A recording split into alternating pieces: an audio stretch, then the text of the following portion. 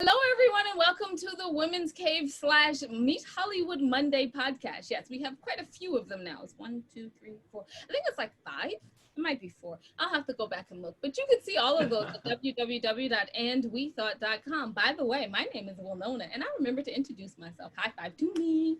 Professionalism. Okay, done. So anyway, I should tell you guys real quickly about what's going on here.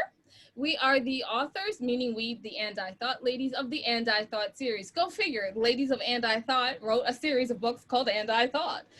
Two of them are And I Thought Divorce Was Bad and I Thought Being Grown Up Was Easy. Both of those are available as audiobooks on audible.com. We also, I almost forgot to promote me, just little old me. I have Foreign Coffee, which is available on audible.com as well. And that's just my book by my little old narcissistic self. Yay! And we also have the Misfit Guides. That's our second series. There are 13 books in the And I Thought series available on Amazon.com and BarnesandNoble.com. We are the proud founders of the 25 Hottest Indie Authors, Artists, and Advocate magazine. And if back here you'll see, look at those bad boys. The literary magazine's available twice a year. Now, you don't want to hear anything else about me, I'm pretty sure. But you got to hear one more thing before I go. Well, 2. I lied, 2.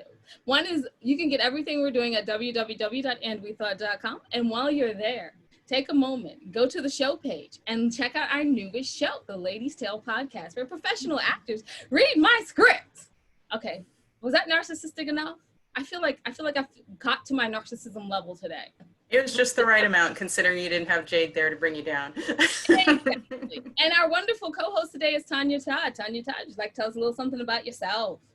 Hi, I'm an author and actress from Las Vegas, Nevada. I'm the Henderson Writers Group's education chair. And I am apparently an honorary And I Thought lady because I get to come on here and co-host these wonderful interviews.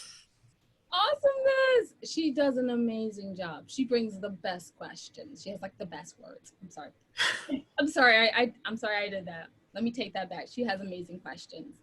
So you don't want to hear anything else about us or our co-host, I'm pretty sure. And this time I mean it. No more narcissistic statements. Wonderful guest. Would you like to introduce yourself?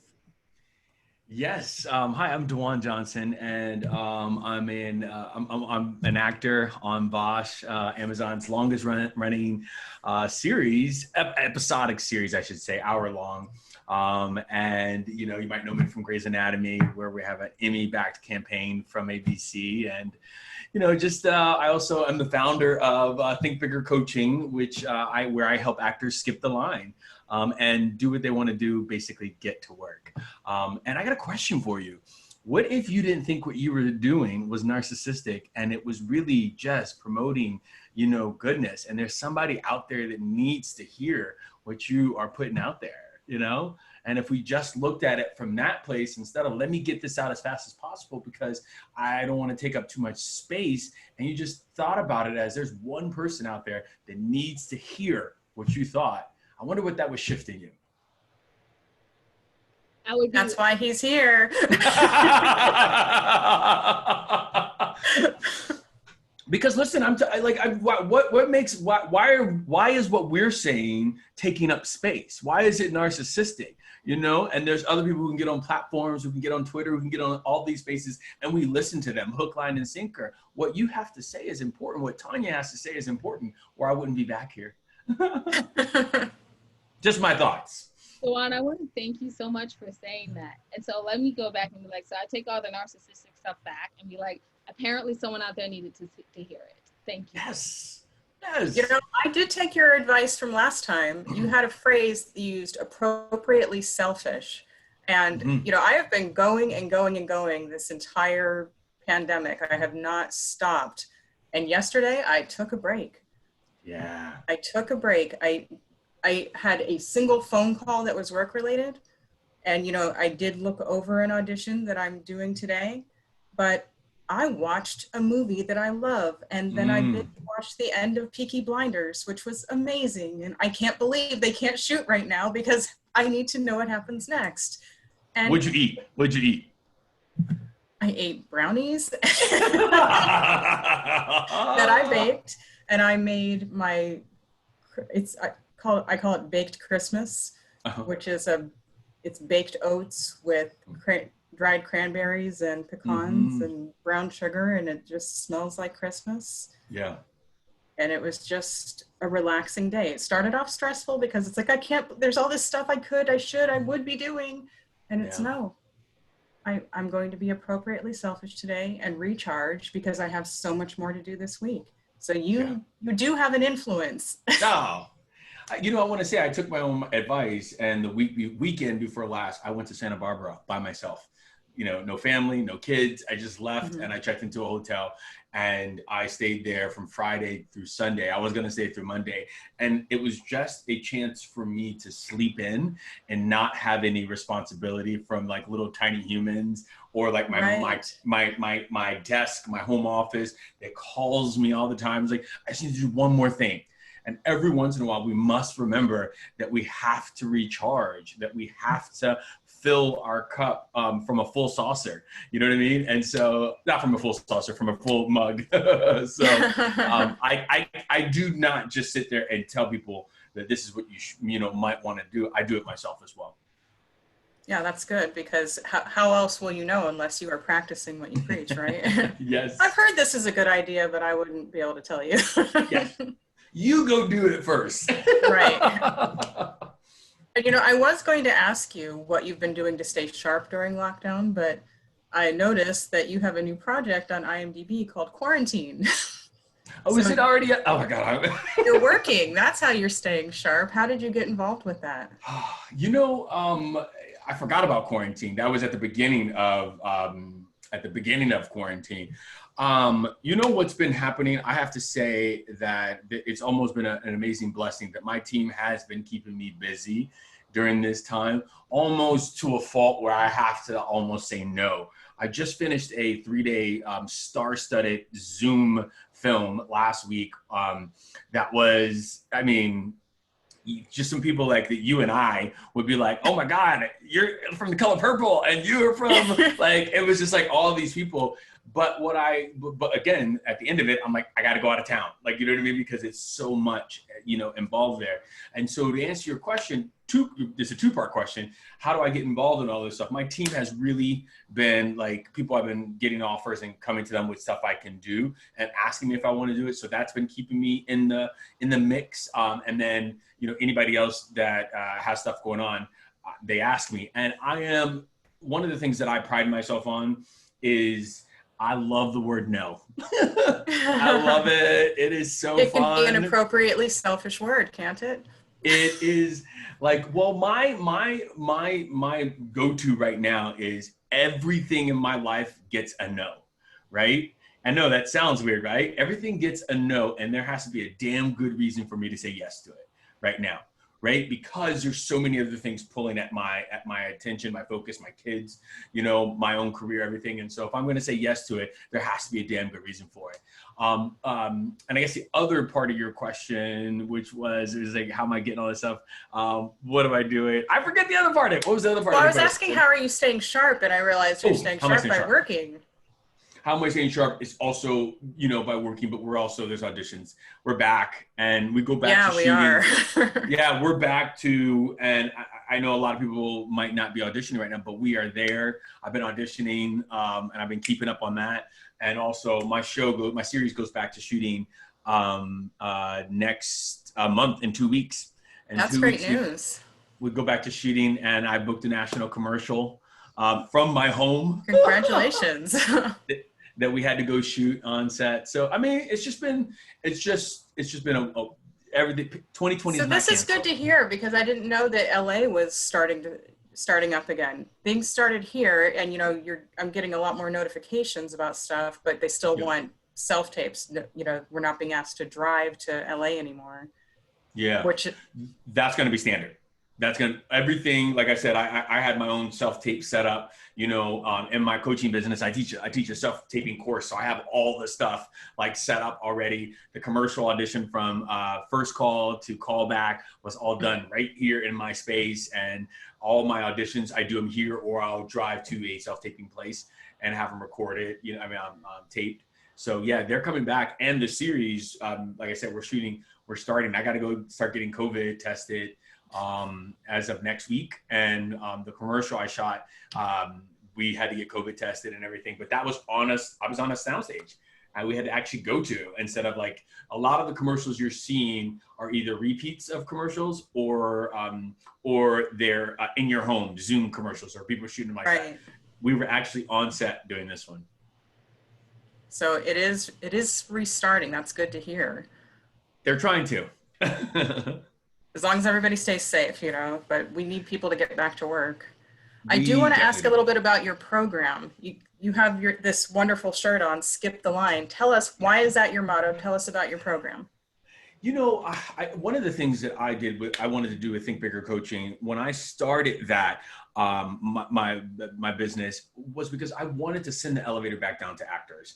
You know, I felt like I didn't get here without some help, you know, but when I first started out, I was like bumping into every wall or just like throwing spaghetti up against that wall to see what stuck. And there wasn't a lot of people that were helping tell me like, this is what helped me get to my next level. And so what I wanted to do was build a business that helped actors skip that proverbial line that says you have to do 1 + 1 = 2. You have to do it this way. Come on, come with me. I'm going to help you jump that line. It's a line that was put in place by Group Actor Think anyway. So let's go ahead and work together and skip the line. And it's been one of my biggest pleasures in life is working with my community, working with my tribe, and seeing how even just sending out an email can help actors like shift their thinking or help them get reps or help them, you know, with my self-taping program. They're like, how do I even, I'm like, people are booking off self-tapes. You need to get with it. And so here's what I'm doing. So things like that. Well, I appreciate it. As an actor, I appreciate what you're doing to give back. You don't hold it all to yourself, you are helping. And I do want to shift a question a little bit about that. It's been a few months, but you know, there were June tragedies and they inspired an upswing in support for the Black community. Mm-hmm. I noticed you took part in a film called Mumia, Long Distance Revolutionary, a while back. Wow, and I want to know, as a Black man in the public eye, do you feel obligated or compelled to share your voice for the Black Lives Matter movement? Do you feel moved to help people understand and guide allies toward the best way to help? And if so, what do you tell them? Yeah, you know, this is do I feel obligated? You know, I think there's a bit of, how do I answer that? Yes and no, right? I think you can't ask somebody to keep being re-traumatized, right? And so I feel obligated to the sense of if I want to that day, right? Because me having to go and like dredge up all this stuff over and over again, you know what it does? I think somebody said it so beautifully. What it does is leave that other person feeling good and feeling like they've dumped on somebody, like one of those one of those memorials on the side of the road. They can come and dump all their stuff and leave a great little thing of flowers and stuff like that. And then I have to sit with all of that that's been unearthed. Right. So if I'm not feeling it, I don't feel obligated to do it. But if I'm feeling it, yes, I'm going to do it, you know? And I think in regards to the Black Lives Movement itself, yeah, because I'm a Black man, you know what I mean? I have a Black owned business. I'm a Black actor out there. I feel like those things can't be detached from each other. So yeah, I'm gonna speak up and say my mind, you know, when I want to, or when it's even uncomfortable for me, because I understand, I really understand is sometimes that I do have to risk certain things, or I do have to step in the game in order to be a part of this conversation, in order to help change exist, you know, happen. So yes and no. That's the yes and the no of it all. Well, I do understand, because, you know, there are times where I feel like, hey, people are watching me. Maybe not to the extent that they're watching you, but there are people watching me. So I do feel compelled to set an example and try to point people in the right direction or guide them.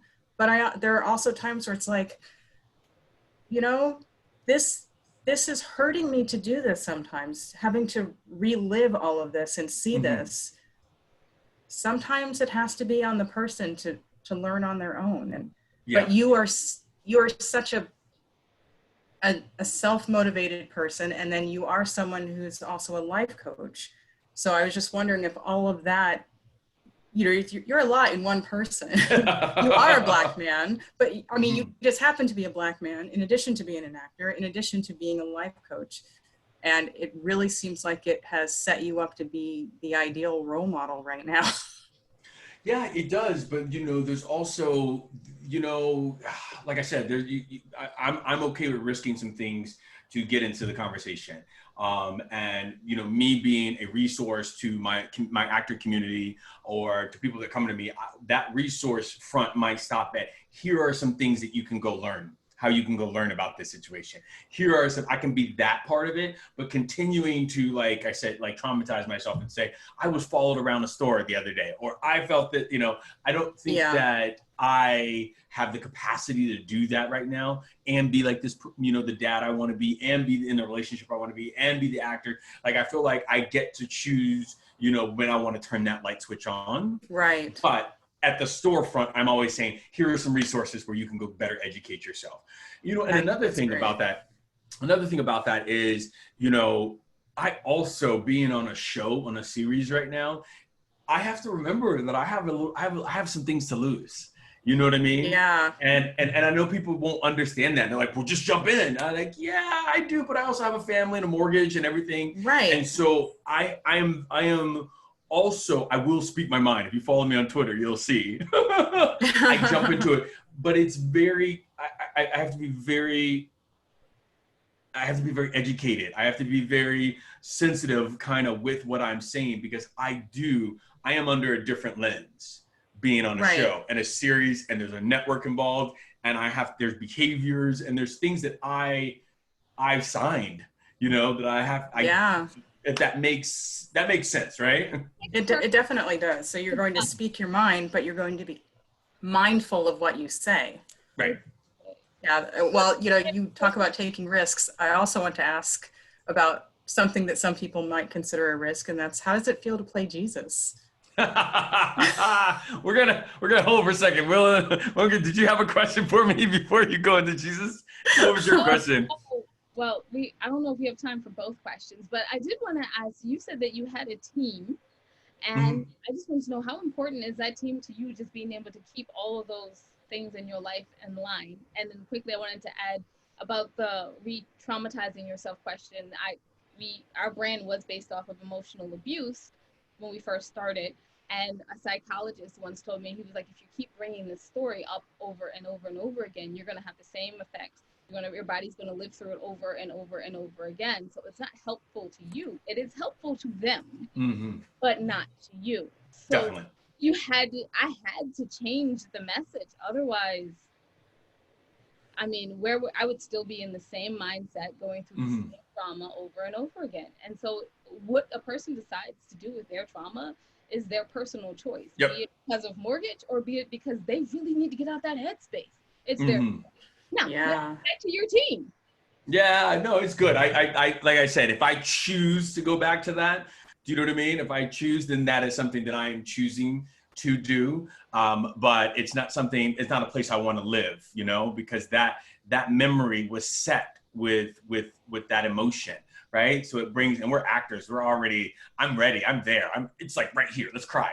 But my team is comprised of, like, my agents, my managers. My team, I always talk about as my therapist. You know what I mean? My own personal coach. That is my team that I surround myself with, because at any moment, like people look at you and they think like this, like he's doing this all by himself. There is a long line of people around me who are helping keep this somewhat looking sane.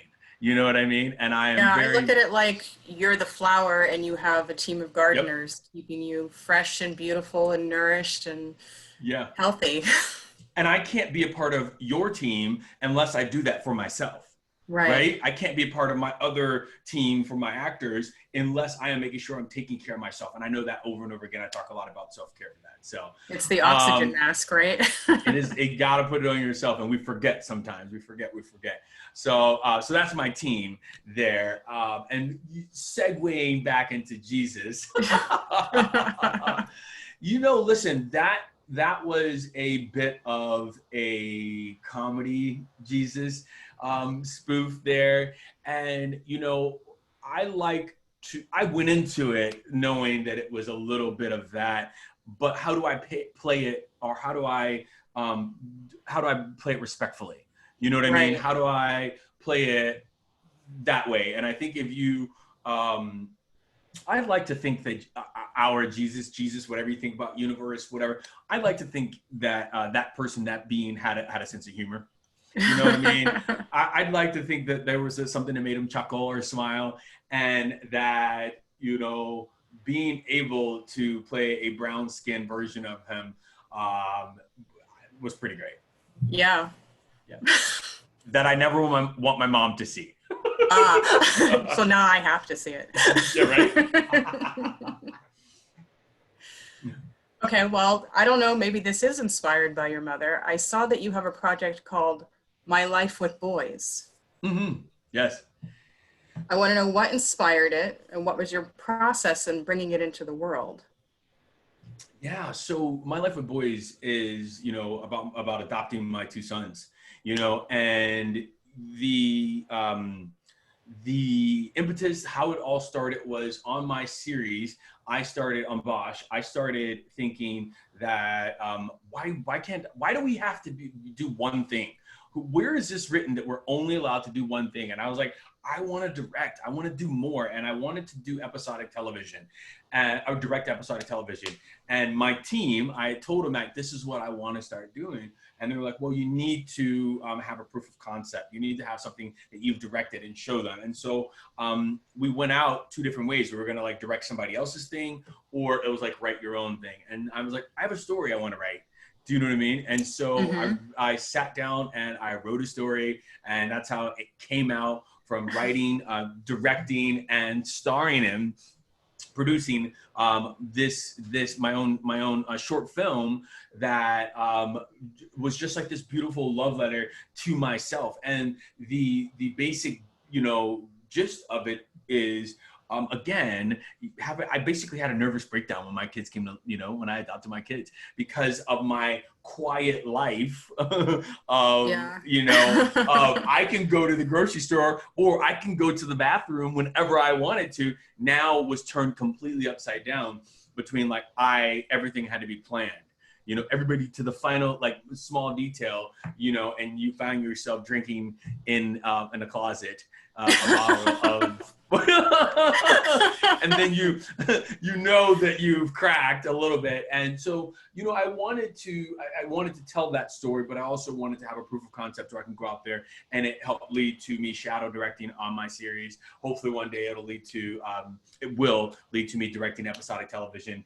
And I think that, you know, right now, as we create our own material, it's one of those things we are pitching as a series to networks and productions. So do you have any plans to continue writing?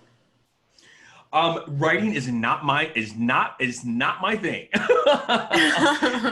So, but the thing is, like, what I understand is now, and from this process, is you don't have to be the smartest person in the room, right? I think we need to stop thinking we need to know everything, but what we can do is I can surround myself around smarter people. I can have the engine, and then surround myself around people who help me get it started, help me get it going.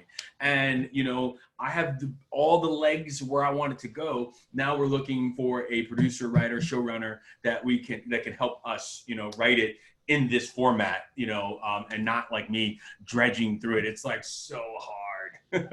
Yeah, Winona understands that. We're working on a project together.